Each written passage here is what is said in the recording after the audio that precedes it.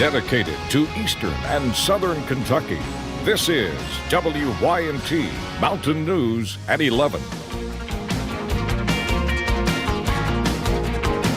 Good evening, I'm Steve Hensley. The U.S. coronavirus death toll topped 60,000 today, with the number of confirmed cases above the 1 million mark.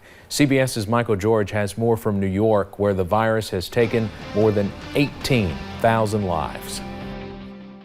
I can't imagine a rally where you have every fourth seat full. President Trump says he wants massive campaign rallies in the not-too-distant future and stadiums brimming with sports fans once the coronavirus crisis subsides. And I see the new normal being what it was 3 months ago. This thing will pass. With more and more states now pushing to reopen, President Trump says he will not extend federal social distancing guidelines when they expire on Thursday, leaving it to governors to decide what's appropriate. If you were going to reduce the risk to nothing, you would shelter everybody in place, you would stock up PPE, and you would wait till you had a treatment or a vaccine.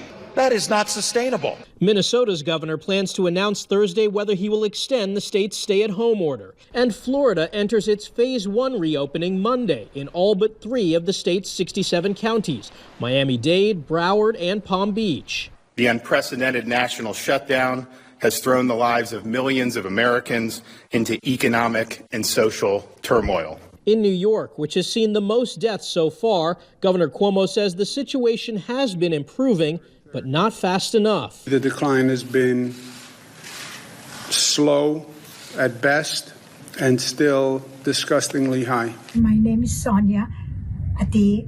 I am a coronavirus survivor. And a success story in New York City's borough of Queens. She could barely breathe. After more than a week on a ventilator, the 75-year-old grandmother received a joyful farewell. Michael George, CBS News, New York. Louisiana Governor John Bel Edwards, who met with President Trump at the White House today, has decided to extend his state's stay-at-home order until May 15th. Back here in Kentucky, Governor Beshear announced 184 new cases of COVID-19 and 10 new deaths. In total, 4,539 people have tested positive for the virus. The death toll now sits at 235. 1,668 people have recovered. A large part of the governor's news conference today was announcing when some businesses could reopen. The governor unveiled his 3-week plan for Phase 1. We put up this graphic the governor has provided to us. Starting on May 11th, manufacturing, construction, vehicle dealerships, professional services, horse racing with no fans, and dog grooming businesses could reopen. Then on May 20th, retail businesses can reopen along with houses of worship. Phase 1 ends on May 25th by allowing 10-person social gatherings. Barbers, salons, cosmetology businesses, and similar services can also reopen on May 25th. Now, the governor also mentioned restaurants, gyms, movie theaters, campgrounds, summer camps, daycares, and public pools are not in Phase 1 and cannot reopen anytime soon.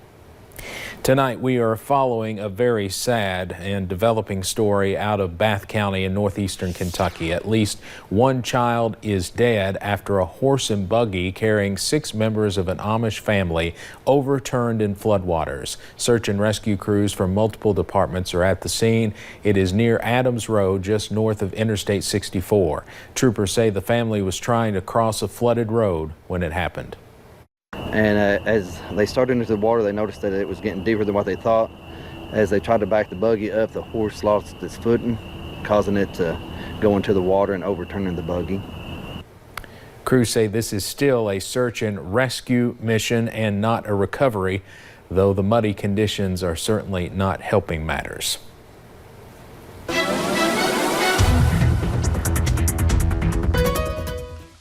Well, it started out as a nice day, turned into a pretty soggy afternoon and evening. We've been dealing with that heavy rain, now becoming more scattered though, heading into the overnight hours. We'll go ahead and take you up to a few of those cameras as we look at US 119, US 23 in Pikeville. You can see those pretty soggy conditions over there. They've seen those really throughout the evening. Satellite and radar are really mimicking that, showing those heavier bands that moved through earlier, but starting to see that move out as that cold front starts to slowly but surely move out of the mountains. So some lighter rain, especially over into parts of Pike County. Not sure all of that's reaching the ground. I think we're mostly dry here in Perry, but some of that darker green that you're seeing popping up there on the radar shows that we are still seeing those lighter showers, and that continues as we head into tonight. Temperatures right now into those lower 50s, a little bit on the cooler side, but with that cloud cover in place and those rain chances in place, so really only drop into about the mid to upper 40s. Those scattered showers continue though as we head throughout the night tonight, and yes, they even continue as we head into tomorrow. We're also going to see a pretty big cool down after this front moves through. Sunshine does return, but it's not for the next few days. I'll tell you when that sunshine returns coming up in a little bit.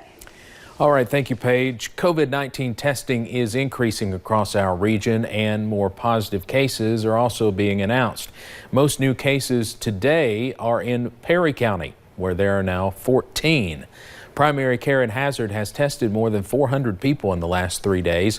They had only planned to have testing Monday and Tuesday, but they were asked by the governor's office to continue it through Friday. WYMT's Emily Bennett spoke to health officials about the testing. As COVID-19 testing increases, so does the number of positive cases. We've always felt like that based upon what was going on in other parts of the state, we really had more cases here in Kentucky River District than the data was showing. But health officials are stressing more positive cases is actually a good thing. We've identified people that are asymptomatic. That's one of the things about COVID-19. It impacts everybody differently. Primary Care and Hazard has been offering free COVID-19 testing open to anyone since Monday. And actually on Monday, because we still had people coming in right up until the later evening, we did almost 200 tests on Monday. And on Wednesday, health officials announced 11 positive cases from Monday's testing. We expected that there would be some positives. I think we were quite surprised at the number. Many of those being tested say they have mild or even no symptoms, but nurses are finding this not to be true. When we go down that list of symptoms, what we're finding is that most of them have at least 2 symptoms, if not 6 or 7 of those symptoms. Healthcare workers say the virus is showing up in different ways. Sometimes people are having the GI symptoms and not necessarily the respiratory symptoms that we normally attach with the COVID virus, leaving officials asking people to take advantage of the testing. That's a concern for us in public health, knowing who could be out here carrying this and spreading it to others and not showing any symptoms at all. Hoping more testing will help stop a widespread. In Hazard, Emily Bennett, WYMT Mountain News. And again, the testing at Primary Care and Hazard will be offered through Friday. They are open from 8 a.m. until 6 p.m. Toyota will delay reopening the Georgetown plant for another week. The plant was expected to reopen on May 4th. That's now been postponed to May 11th. Toyota says it will gradually resume operations while following health and safety guidelines. Last week, Toyota said it was taking steps to protect employees once they reopen. That includes health screenings, social distancing, and new sanitizing protocols. At this point, the highest salary earners at the University of Kentucky will not be taking pay cuts. The university is cutting some benefits. A spokesperson also says several different options were looked into and added that additional steps to help the university's projected $70 million deficit could be taken. Last week, UK announced 1,700 university and healthcare employees would be furloughed. Some student employees are calling on top university leaders to take pay cuts. On Tuesday, President Trump declared meat processors critical infrastructure. That comes as COVID-19 cases rise in plants across the country. The declaration does not impact local processors who find themselves adjusting to a change in business. While their restaurant business slows, they are seeing more people come in for cuts of meat. Somebody asked me the other day, they said, well, what do you say to them? What do you talk? And I said, I just tell them thank you. Thanks for helping a farmer. Thanks for, helping my small business. We just appreciate you coming. And then at the end of the day, they appreciate the quality of the meats. Turpin says their supply chain so far is unaffected because they purchase from local farmers. It was a big day at Baptist Health in Corbin as one of their COVID-19 patients was discharged. WYMT's Madison Pergram was there for the big celebration. It's been an uphill battle. That is how 68-year-old James Walters explains his more than 2-week stay at Baptist Health. Rough. But them nurses took good care of me, treat me like a baby, I swear. Fighting for his life, he says he has never experienced anything like it before. I'm pretty tough, but it about got me. Sherry Mays, chief nursing officer, says this day has been a long time coming. And I actually went in and talked to him a while ago. He's excited about going home. And today was a great day. He leaves the hospital to cheering, music, and signs of encouragement. To see someone walk out of here that was so critical during the time they were here is a miracle within itself. Shaking hands and thanking the ones who saved his life. These nurses, God, I can't explain it. As he leaves what has been his temporary home and family the last few weeks, he is excited to actually be heading home. Grateful. I'm truly grateful. To the family and friends he deeply loves. In Corbin, Madison Pergram, WYMT Mountain News. Officials with the hospital say this is the third COVID-19 patient that has been discharged. In Knox County, Parkway Pharmacy has remained open for more than 30 years. Even now, people need their medicine, but one worker there has made an impression for a very long time. At 92 years old, Earl Gill has been a pharmacist for 70 years. He's always had a calling to serve going back to World War II. Even now, amid a pandemic, he says he knows there's a need for his work and he will continue to help people who need it. I think that I have been probably the most fortunate pharmacist, besides being one of the oldest. I have been one of the most fortunate pharmacists to have worked with the kind of people that I have worked with. Earl works Mondays, Wednesdays, and sometimes Fridays. He says work is what keeps him going. A little less than 1 month ago, Hazard Community and Technical College began making face shields for ARH hospitals lacking enough protective equipment. Now they are making face shields for others in Perry County on a different front line. WYMT's Lacey Roberts explains. During these times of uncertainty, you try to help your community, but you never never imagine exactly this situation. Healthcare workers are taking care of our loved ones the best way they know how. The lack of personal protective equipment, a continuous struggle.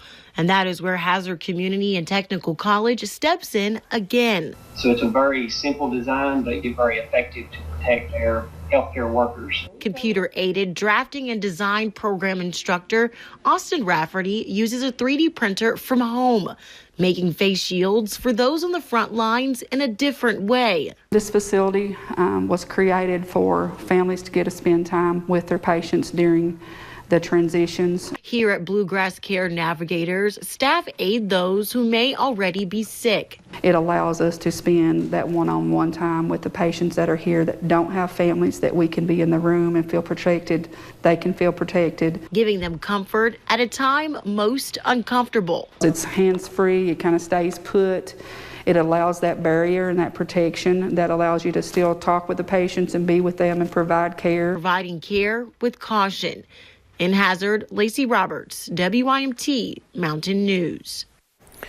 Since using the 3D printers, Hazard Community and Technical College has made more than 900 face shields. Still to come on Mountain News at 11, a brazen truck theft in Pike County has business owners searching for answers. And the soggy weather has moved out, but scattered rain chances continue. But for how long? I'll have that answer coming up.